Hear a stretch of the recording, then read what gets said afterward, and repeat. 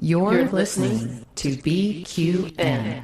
Assimilate the audio.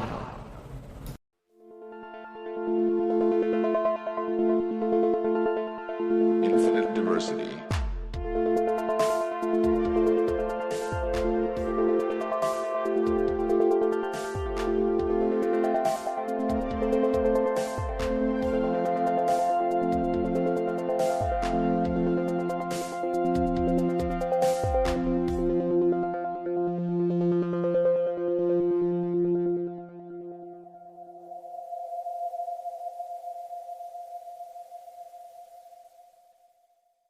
Live long and prosper, and welcome to Infinite Diversity, a Star Trek Universe podcast here on the BQN Podcast Collective. I'm your host for today, Thad, and joining me is my co-host, Chrissie. How are you today? I'm doing all right. You know, I got this new job at the Daystrom Institute where I'm kind of, overseeing this wall of self-aware computers that we have, and I'm getting a little concerned because there's two that really seem to be getting along together, and I feel like that's going to be bad. That could be a problem. Yeah. Also joining us today is Caleb Dorsch from the Starfleet Academy Awards. Caleb, how are you today?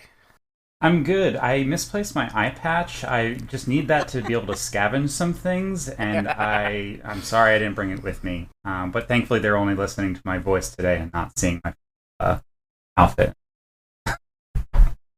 You'll be okay. That's a shame, because of the three of us, you're the only one who has, a professional-looking background that would actually work for a stream. Right. Yeah. Womp womp. Before we jump into our topic for the day, we'd like to take a moment to thank our Patreon patrons who make the show possible, particularly our associate producers, Carl Wonders, Justin Oser, and Chrissie De Clerck-Szilagyi. Listeners, you can hear your name listed as one of our associate producers for a monthly subscription of just $10 at patreon.com/BQN. And with a monthly Patreon subscription of just $5, you can join our meetings of the Hive Mind on the second Saturday of each month. Watch your Patreon messages for details. So, a mathematically perfect redemption. Definitely a departure from the standard Star Trek formula. Caleb, what did you think of this episode? Well, I'm normally a very positive person. But I'm the only person who liked this episode, aren't I? This is my least favorite episode of Star Trek in this current. I despised it. Wow. It is. Okay, I'm glad you qualified in this current era, because if you said this is worse than Code of Honor, I'm like, what? For me, it was... I even had issues with some parts of Picard Season 2. This was way below that for me. Oh, yeah. I did not enjoy this episode very much at all. Yeah, Picard Season 2, I remember definitely talking on this show about how I was liking it every week, but, when I went back and rewatched it not too long ago, you can really feel the moment that Terry Matalas left to work on Season 3, because it suddenly stops being nearly as good. I guess that bodes well for Season 3. There's some great moments in there, though. There's nothing. Yeah, exactly. I think Season 3 is going to be awesome because he worked on it the whole way through. Plus, everything we've heard from the people who have seen it, who have been working with it, have said it's amazing. Yeah. So, yeah, I'm super excited for Season 3. It wasn't out and out terrible. It had its moments. No, not at all. Yeah. No. And when I say the quality went down, I mean, yes, the quality went down, but I've talked before about how I have a baseline love for all Star Trek, and all of Season 2 was well above that baseline, I think. Yeah. But I think the Season 2 opened incredibly strongly, and we were all super excited, and then it just sort of... Yeah. Anyway, let's talk about current Star Trek. So, yeah. Chrissie. Yeah, that was an episode. So the first time I watched it, I all I could think of was, if I wanted to watch Avatar, I would. This was better than Avatar. Yeah. But the whole, or Dance with Wolves. I mean, it's that whole bringing the person into the culture that they don't understand, or and have them embrace it and all that. But, yeah. I like when they try new things.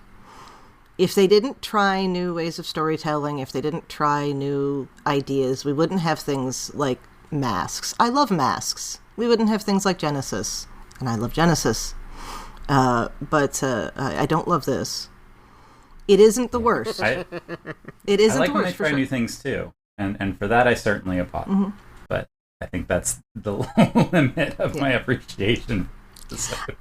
And I think the whole thing hinges on the fact that our expectations were undermined, because for a little while you think that Peanut Hamper is redeeming herself, and then she doesn't.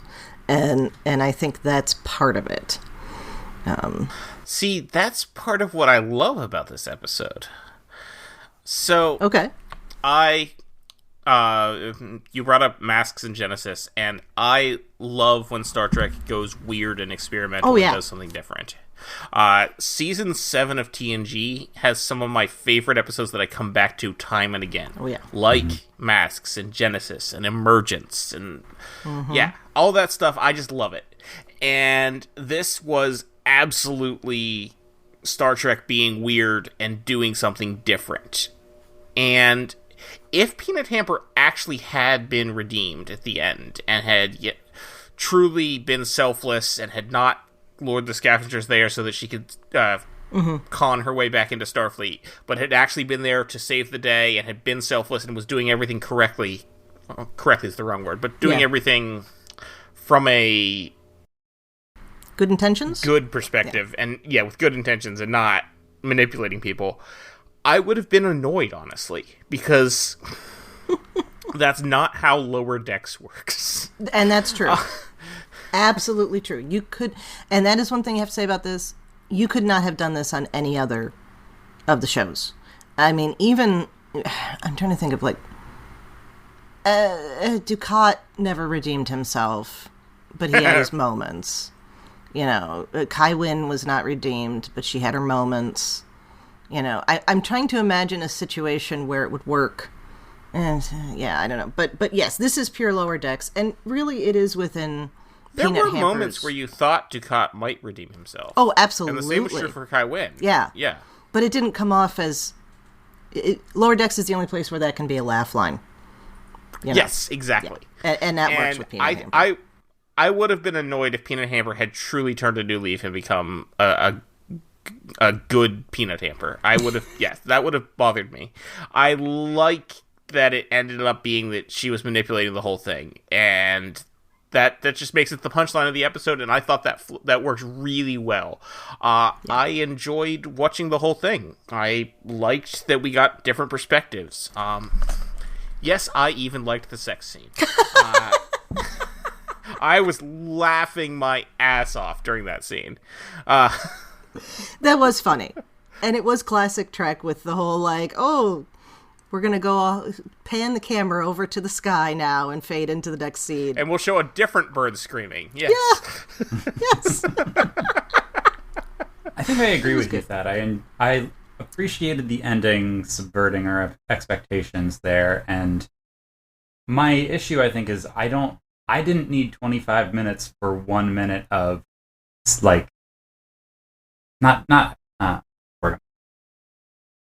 I didn't need 25 minutes for one final minute of the episode to capitalize on this setup for Agamis and for Peanut Hamper, right? That seemed like the whole purpose of the episode to a degree. I don't necessarily know that that's true. Feel that worked for me.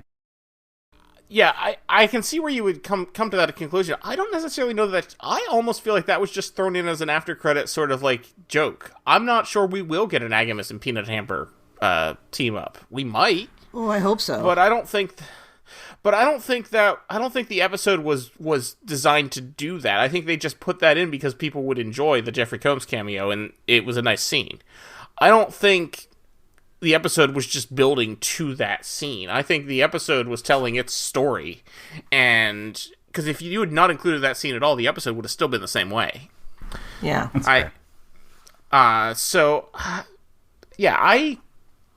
I thought it was a lot of fun. The thing with Agamis at the end, it reminds me of what some of the authors of the post-series novels said. They would toss stuff in with an opportunity to come back to it. So I feel like Right. this is something that it can be there, it can stand alone, they can never come back to it, but it opens a door that would be good. So even if it was like an afterthought, it works. Yeah, I agree. And it That puts makes her on a different level.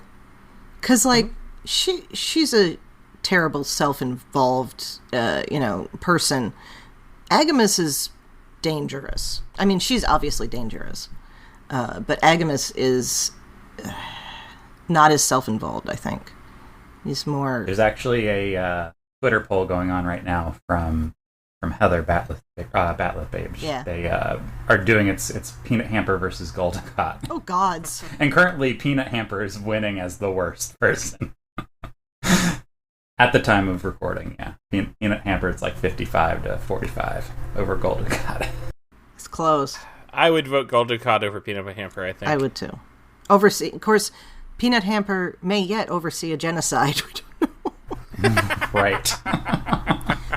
That makes me think, though, because I was having trouble articulating what I was saying just then, and I wonder, because it's like, okay, Gul Dukat is evil because he oversaw genocide and everything that goes with that, and the power race, and his whole arc, right? And he's definitely out for himself. There's no question. So I was realizing as I was talking that I had put Peanut Hamper in like a different category. Because, like, she was out for herself, but she wasn't seeking power. But there's no reason that she wouldn't seek power given the opportunity. So, Right. It is the same. Yeah. Interesting. I think that lends itself to also why I haven't liked Peanut Hamper from the start. And, like, even the Exocomps episode of TNG was never my cup of tea. So, just 30 whole minutes on that, I was counting the minutes until it was over, to be honest. It was really tough to rewatch this one. But I don't think I'll be rewatching again anytime soon. Maybe guys. Yeah. See, I also like Quality of Life. I believe that's the TNG episode of the Yes, Exocomps. it is.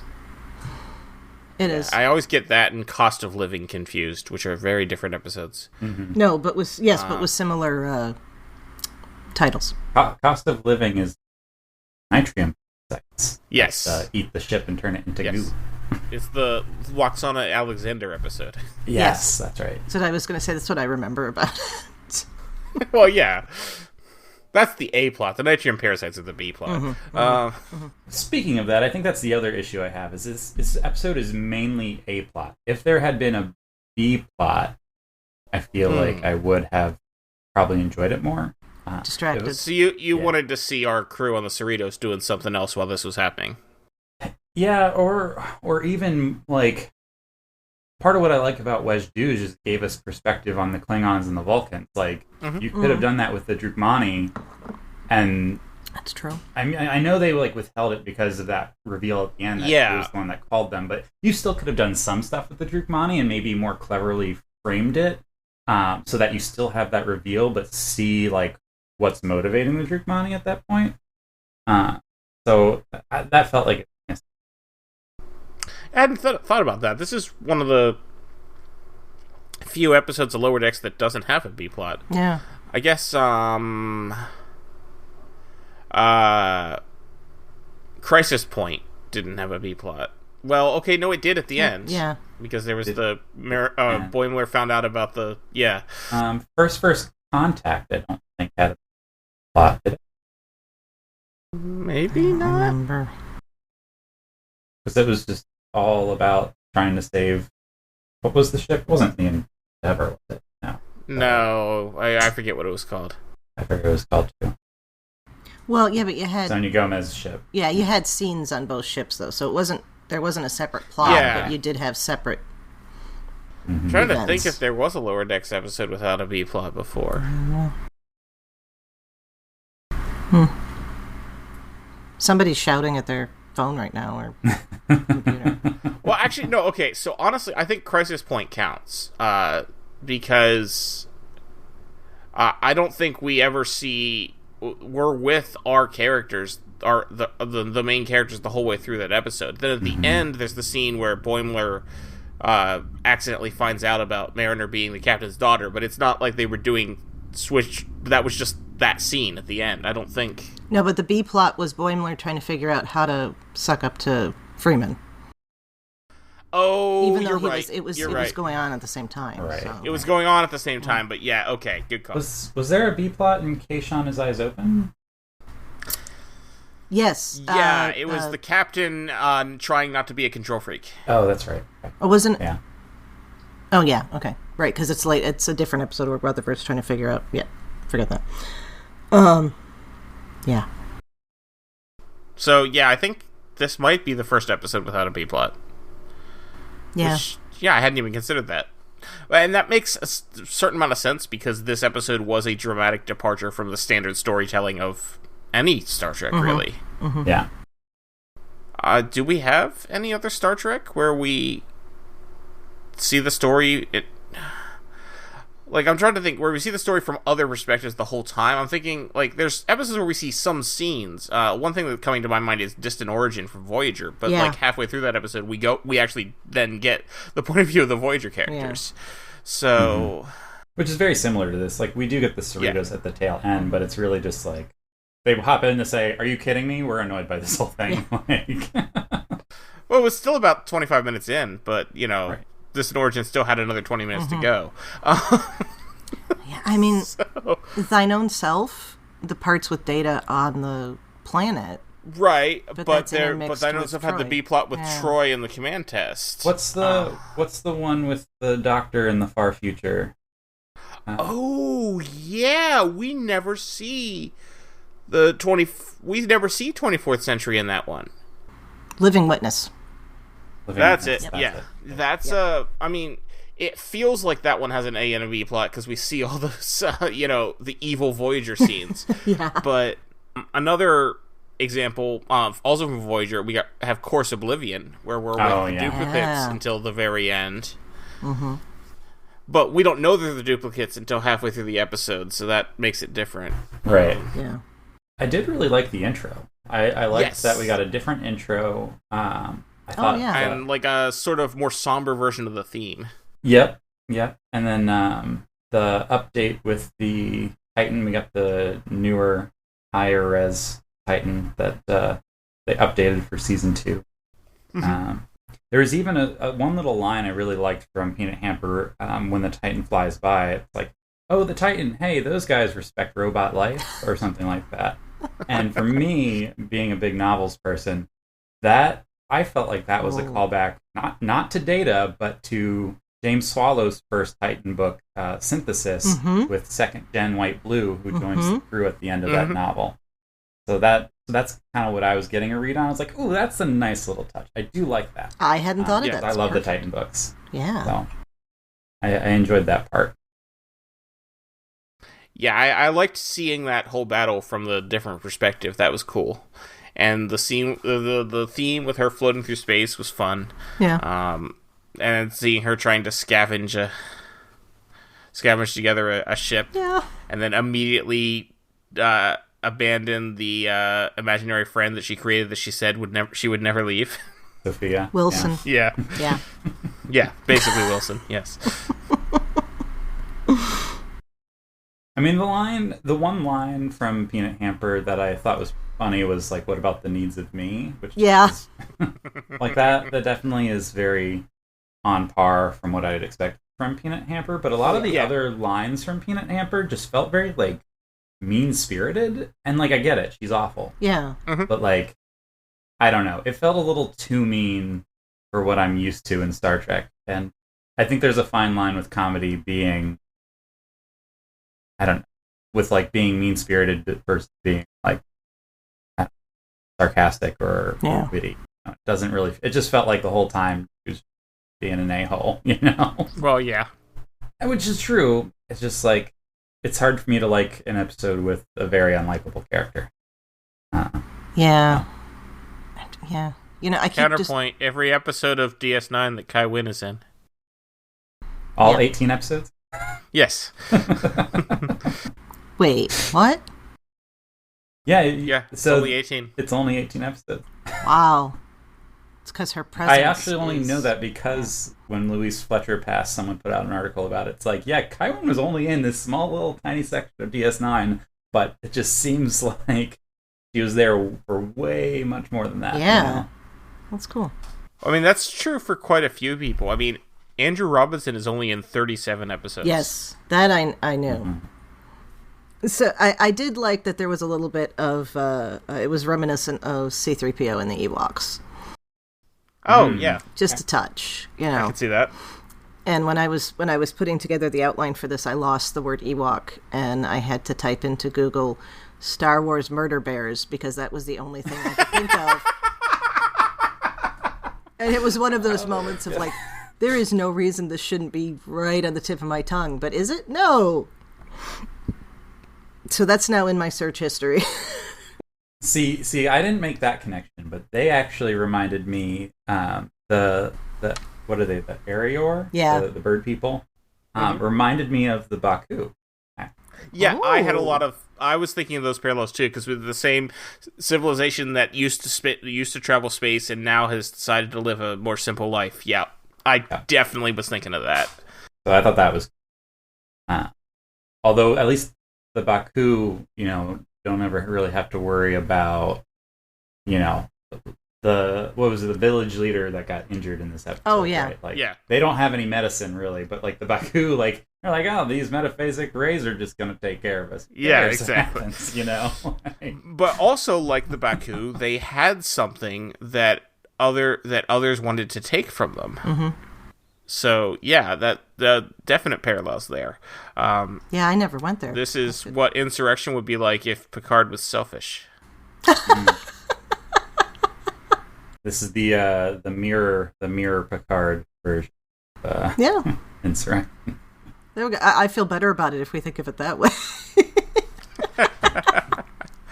I liked how Peanut Hammer refers to the Arior as poor man Aurelians. Mm-hmm. Because the Aurelians are another bird people species from TAS. The animated series, yeah. Yeah. Good animated series connection. Mm-hmm. I think they had was there an Aurelian in an Much Ado embarrassment About- of Duplers.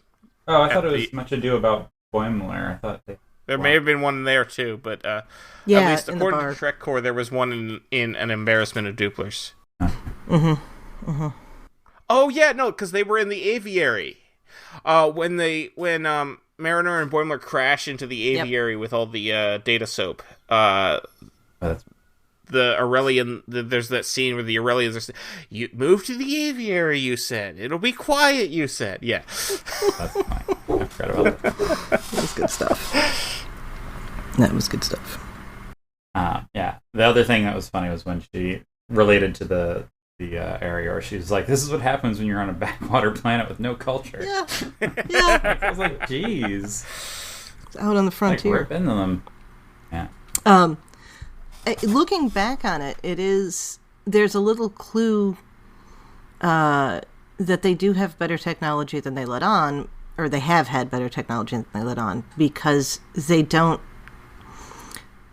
seem to understand the replicator that, and they're amazed by the medical fix, the antivenom, but they're not like, "Oh, you're a god," or something like that, which is where... And they knew she was a machine from the beginning, too.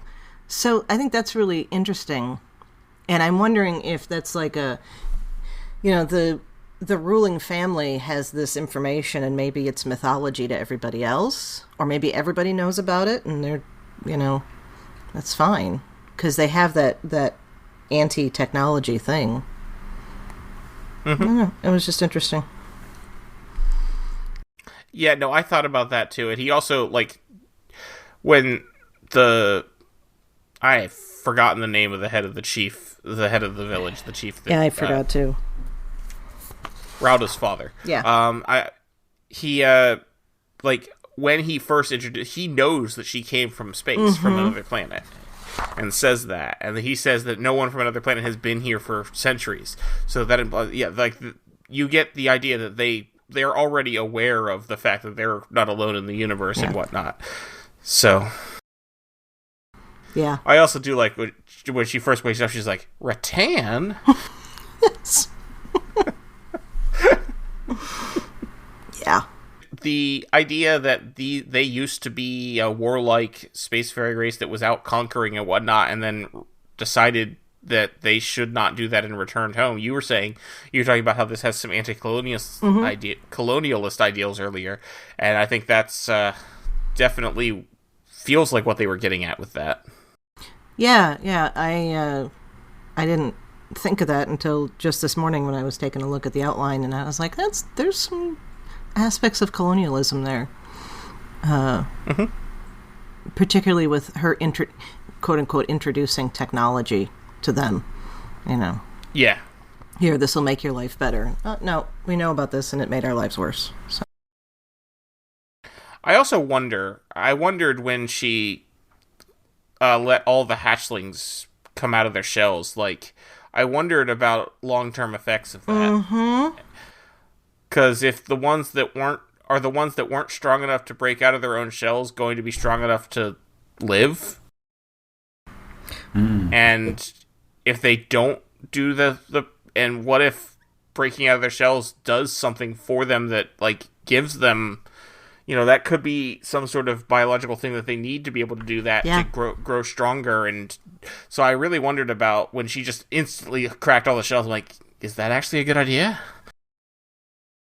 And the population issue there, too. If they were only anticipating having to care for half of those, or however many it was. Well, I could always sacrifice some to the sky snakes. Yeah, you're right. I think the funniest line in the whole episode, though, was, if everything on your planet flies, why do you call it a sky snake? Shouldn't it just be a snake? Yeah. Well, maybe they have ground snakes. No, because there's the scene where she asks if every creature on the planet has wings, and they say yes. Well, yeah, but maybe some things don't fly. Oh, that's true. Like penguins. Yeah. That line was funny, but the line that I think was funniest to me was when they had figured out that there were starships down below, and Rauda was describing it's like, yeah, we used to fold the stars, and she's like, that's warp. Yeah. Like, all sarcastically. It's just like, hey, wait a minute, I haven't been breaking the Prime Directive after all. Yeah. That brought it an interesting aspect, too, because then it wasn't so much of an issue. It was one less tick box to be ticked for her court-martial, or however. I just, it makes me think, too, like, if they had just picked her up right away, yes, she could have been court-martialed for disobeying orders, but she wouldn't have been locked up in the megalomaniacal computer storage because she had just seemed selfish, not evil. That's fair.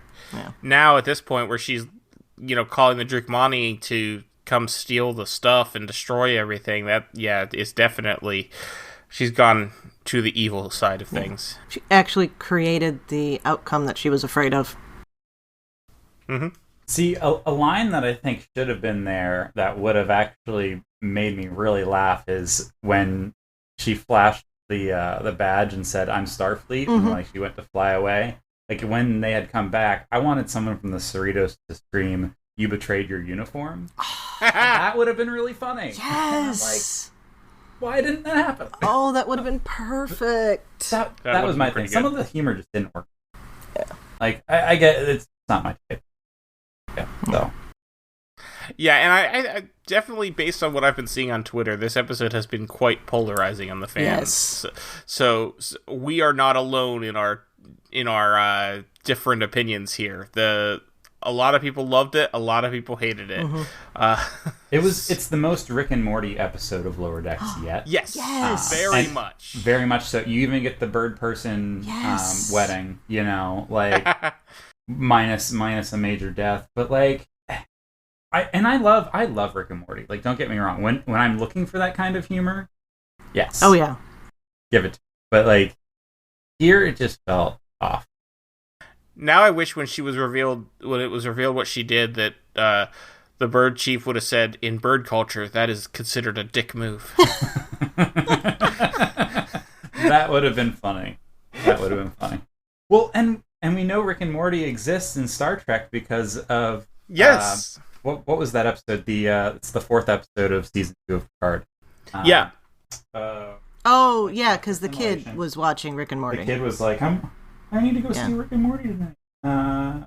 Well, Can't yeah, remember his the mother title. told him that if he misbehaved, he wouldn't get to watch Rick and Watcher. Morty. Yeah. There it was. Yeah. It was Watcher, wasn't it? Was that episode 4? Yeah. I think so. Sure. Or maybe it was an assimilation. Maybe Either it was way, an it's the assimilation. kid Because watching part it. of assimilation was when they were... Half of them were still in the La Serena, and the other half were still... Like, he was going to the doctor there. Yes. That's where he met. Yeah. Okay. Yeah. It's all right. Getting my story straight. It is fun to have those little continuities, Yeah. Mm-hmm. On that note, I'm starting to notice a trend with like types of tropes that are getting explored each season, and so obviously like this would be about the same time in season 2 when we got the Agamus episode. Was that where Pleasant Fountains Lie? And then also in season 1, about the same time, we got Terminal Provocations with Badgie, and so just like this trope of like evil AI seems to be recurring, and so far for me personally, that's maybe another reason I didn't like the episode all that much, because it like Badgie is the only one of those 3 that worked for me, and because it was more of a holodeck malfunction than an evil AI. I mean, it was like Badgie is also evil, but like I don't know. I liked Jeffrey Combs' appearance. I thought like his appearance was great, but Agamus as a character itself, I was like, whatever. You know, that was the weaker part of that story. I preferred the Billups storyline there for that entire episode. Was that Billups? Yeah. Was that episode? Yeah. Yeah. Prince. Okay. I'm trying Does to. Kingdom Come? Yeah, there you go. So I don't know. That's interesting because when you were talking about when the words evil I can't talk. Okay. When the words evil AI came out of your mouth, the first thing that popped in my head was season 1 of Picard. And so that's an interesting direction we've been going in some of the new Trek. Cuz old Trek had evil AI.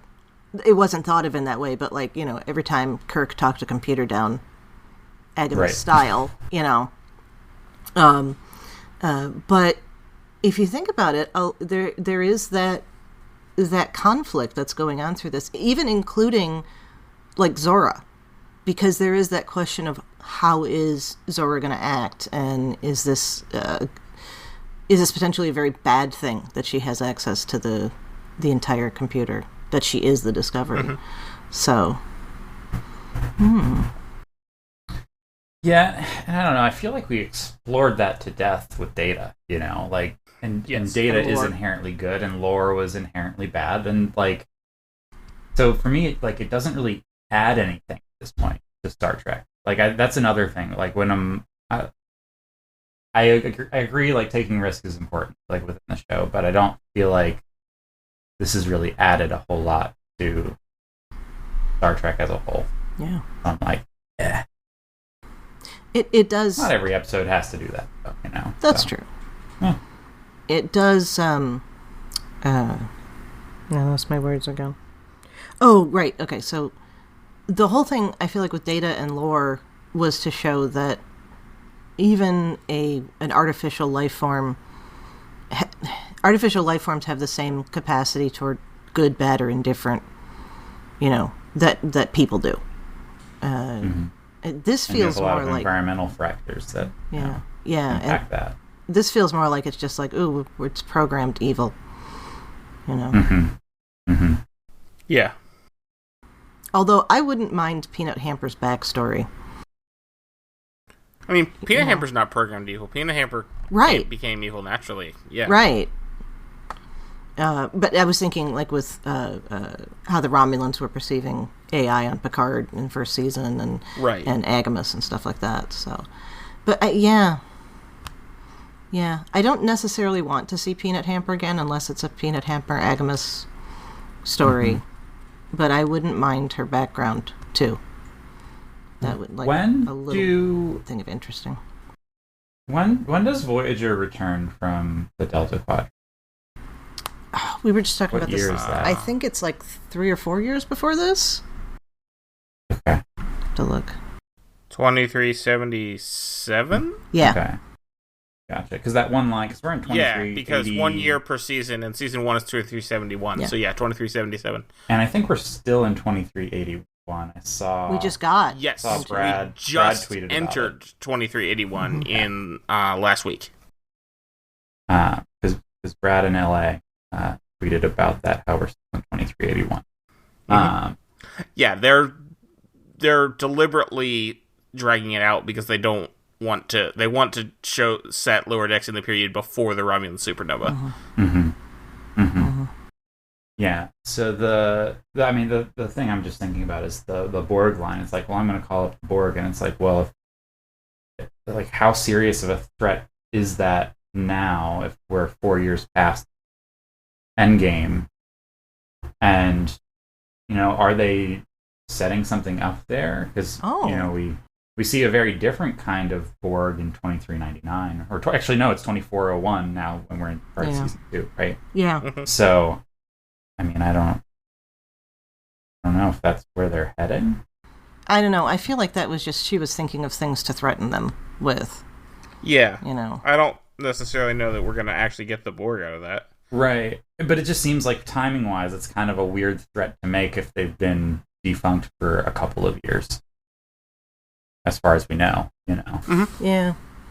I guess, how many people know that? Also, I don't know that all of the Borg are defunct either. It's just Janeway definitely dealt them a very hard blow, but I don't think the Borg are gone. Well, they obviously aren't, because there's... Well... Yeah, no, we don't know where that cube comes from and all the XBs. That could all be the result of Endgame. Yeah. Yeah. We have not seen canonical Borg doing their out there assimilating stuff. Your cats are wrestling. Did my cat just knock over a cat? Yes, she did. Laurel knocked over my grudge standing right just now. That's hilarious. I'll show you who's queen. So yeah, right. Yeah, I'm gonna pick that up before she starts using it as a scratching post or something. I gotcha. So you're right. We haven't seen anything really from the Borg yet in this timeline canonically, but we will if you've seen the episode titles for Prodigy. Yes. There is a Borg titled episode. Yes. In our second there half is. Prodigy. So that's interesting, and that's even after Lower Decks. That's 2383, isn't it? Yeah, Prodigy is post Lower Decks. Yeah. Well, just the Borg titled episode, you could still be dealing. We could be introduced to X-Borg there too. That's true. It could be an XB episode. Yeah. Don't know yet. Which would make sense because now it's been several years post Descent, and that was the last time we saw Hugh before we got him hard. Mm-hmm. It makes me wonder if setting up Peanut Hamper in this way is something that will spill over into Prodigy. Because the timelines are so close, could we get an evil agamist Peanut Hamper on Prodigy would be good. Yeah, that would be cool. Oh, that would be it would funny. it would have to be toned down a little bit because the Peanut Hamper in Lower Decks is definitely not kid appropriate. Mm-hmm. So, I don't know. I'm just spitballing here. Maybe we'll find out today with this Prodigy panel at there we go, yeah. Is there really this little to talk about on this? It's the same story. That's the other thing. It's one story with the whole... I don't think there's all that much. I tried to come up with talking points and just Peanut Hamper. Yeah. Peanut Hamper just being a jerk. Yeah. There just aren't that many talking points to come up with this episode. I will say, I would not enjoy it if all of Lower Decks or all of Star Trek were these episodes. Oh, God, no. But I enjoy this as a singular Star Trek branching out and doing something different. Mm-hmm. I literally was just saying last week when I appeared on Weekly Trek with Alex that I love Star Trek when it gets weird and does different things. Yep. And this is a perfect example of that. Yeah. In a 24-episode season, we wouldn't think twice about this. It's because Right, exactly. it's so limited that we're like, oh, God, they use a half an hour on this? That's the thing. It's like, yeah, it's a tenth of the season, and we spent 25 out of 26 minutes on Peanut Hamper. And this would have been bad in the first season. Oh, Yeah. yes. But I think at this point, into the third season, this is the 27th episode of Lower Decks. I think they're allowed to do a little digression at this point. Absolutely, yeah. I just wish it had been a different character that they brought up earlier. Like, if it was a different character that was a little bit more likable to get like a 25-minute perspective episode on them, I think I might have enjoyed it more. I'm trying to think, like I said earlier, the Drukmani, that could have been a cool thing. There's trying to think some of the season 1 and 2 characters. Even a Kayshawn episode, right? Like, yeah, we had Kayshawn's introduction, but we haven't really seen Kayshawn at all. No, not much. Not much background. Like, build out some of those other characters that are clearly some fan favorites. I don't know. Well, Yeah, no, I can see that. I mean, we are supposed to hate Peanut Hamper, so it makes sense that we hated Peanut Hamper. Or who's the character in Envoys? The Klingon. I forget his name. That would have been cool to get. Yeah, that would have been cool to get him back. Yeah. Sorry, Chris. No, it's was that no, not Corin. Anyway, That Start sounds with right. Koresh? No, not Koresh. no, Start with a K. Maybe it was Corinne. maybe it was Corinne. He's in the Lower You know, I Decks think game. you might be right. That's why I was actually able to think of his name, because I've been playing the Lower Decks game obsessively. Corinne sounds right, actually. Cool. So, after our discussion here, I am reminded of something that I usually bring up at the beginning of discussions like this, which is something I was taught in school. When you're reviewing a book, don't criticize the author for having not written what you would have written. And so that's something that I should remember here, and go from there. Right. I think a lot of the choices they made with the episode itself were cool choices. Oh yeah. It's just Peanut Hamper's just so despicable to me that it was just hard to watch. Yeah, and you know what? I think they put this in exactly the right part of the season, because there was a lot of goodwill last week. Universally loved DS9 episode, and then this, and I think Reflections was phenomenal. yes. Yeah. So They started the season really strong too. So yeah. So putting it here, This would have been a bad season premiere. Yes, I agree. this would have been a Spock's Brain season premiere. Not that Spock's Brain is that bad. People make fun, but anyway. I mean, on that note, I started a Voyager rewatch, and I was watching Phage last night, and someone then commented on my tweets about it saying, "Oh yeah, this is the Spock's Brain of Voyager," and I'm like, what?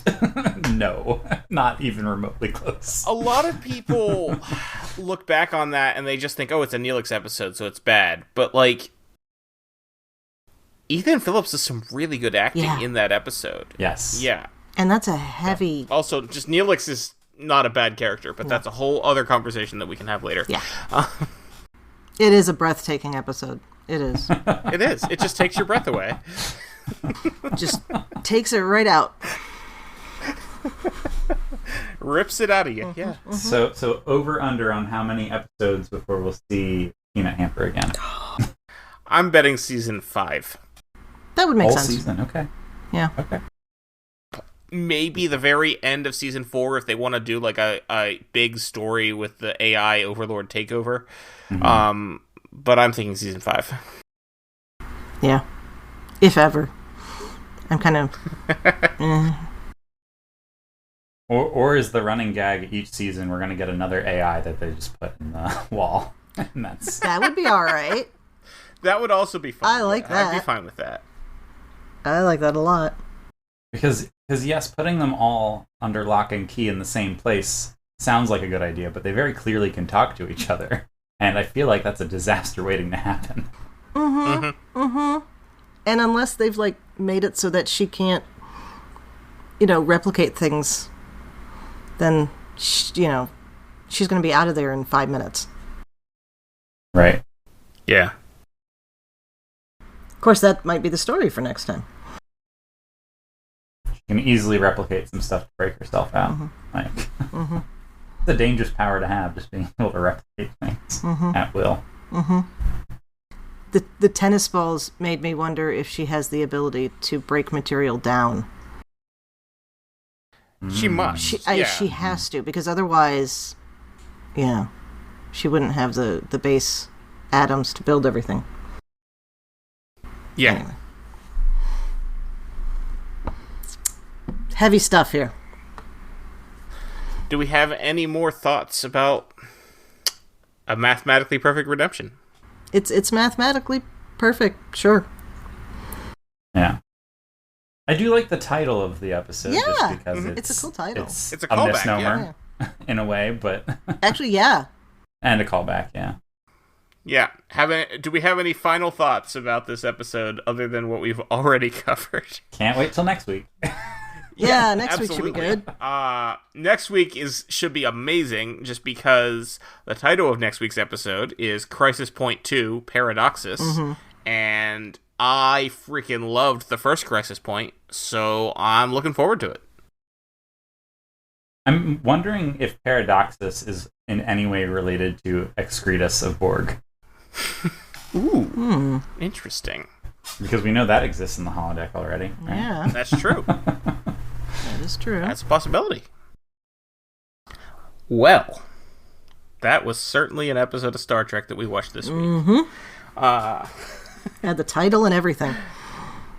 Yeah. Caleb, thank you so much for joining us to talk about this episode of Star Trek. Where can listeners find you online, and do you have any projects you want to mention? Oh, yeah, absolutely. So, mainly you can find me on Twitter at RogueMogh. That's RogueMogh. I'm also the host of Starfleet Academy Awards, which is a Kurtzman-era podcast in which we do deep dives into each of our episodes, currently working through Discovery Season 1. And we basically have a bunch of different categories. We nominate with a panel our best picks from each episode, and then we take to Twitter to vote on the winners. We're on a little bit of a break right now, because I've got a lot of big things happening in my personal life, but I'm going to be back at it shortly. And so you can catch up on the first 9 episodes of that, where we've worked through Season 1 of Discovery through Into the Forest I Go, which is actually a nice stopping point, because that's when they had their mid-season finale when it aired 5 years ago. So check it out. That's at Fleet Awards Pod, FleetAwardspod. Awesome. Yeah. Chrissie, where can people find you when you're not sharing a tender moment with a Birdman? I don't even know what to say to that. In addition, here on Infinite Diversity, you can find me on History with the Szilagys here on BQN, and that's a twice-weekly short history podcast I do with my fellow historian partner, Jason, who is not a Birdman. I'm also happy to chat about our shows in the BQN Collective on Facebook, and I'm on Twitter at The Goddess Livia, that's TheGoddessLivia, where I tweet about Star Trek history and leftist politics. Thad, where can people find you when you're not introducing technology to the bird people? I mean, well, they just need the technology. I mean, They do. I can't help it. Yeah. Best place to find me is on Twitter. I'm at Tyrannicus, that's Tyranicus, where I mostly talk about Star Trek and other random things. You can also hear me on the podcast that I do with my friend Carl called License to Spiel. That's license spelled with a C like the British, where we talk about the James Bond films. All right, and don't forget all of our other great shows here on BQN, like Galaxy Class, All Good Things, Union Federation, What's the T-Bev, Mickey's Marvels, and, as I said before, History with the Szilagys. And exclusively for our Patreon members, there's It's Green with Mark White and Amy's Math Moment. Previously on BQN. All Good Things, a Star Trek Universe podcast. They're feeling bad and they try to self-medicate to feel better, and that's why mental health, for example, is so important. to help people cope with things so they don't turn to drugs to cope on their own. There's my Nancy Reagan moment. There you go. See, we were raised in the DARE program. Yeah. Infinite Diversity, a Star Trek Universe podcast. I love that Pike cooks with cast iron because I truly could not imagine him using any other kind of pans. I didn't even notice that. It's just that's a very in character thing for him to cook on, like this, seasoned cast iron. It's probably like 300 years old, and I'm sure, yeah. Galaxy Class, a Star Trek The Next Generation podcast. But the biggest reason, of course, being that, Worf is undiscompensated. So his, obviously, redemption. How would we say that? Commendated? Or commendated, yeah. If he was discommendated, then Right. Accommodated? Accommodated. Accommodated. there we go. You will find these and more of your favorite podcasts on BQN.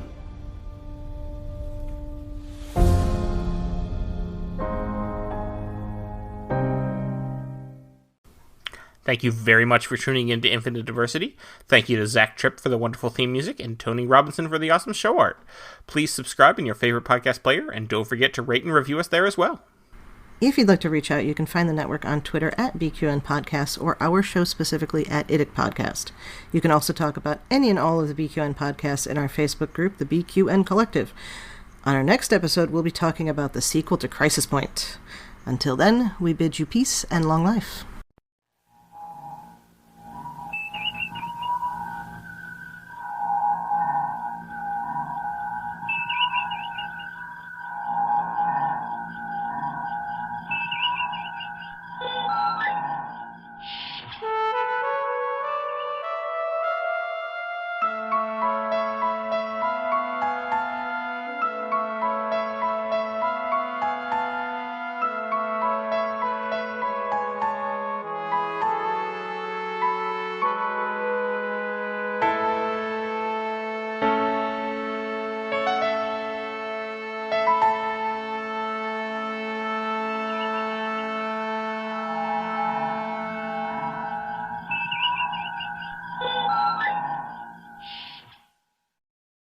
Pina Hamper is absolutely sentient.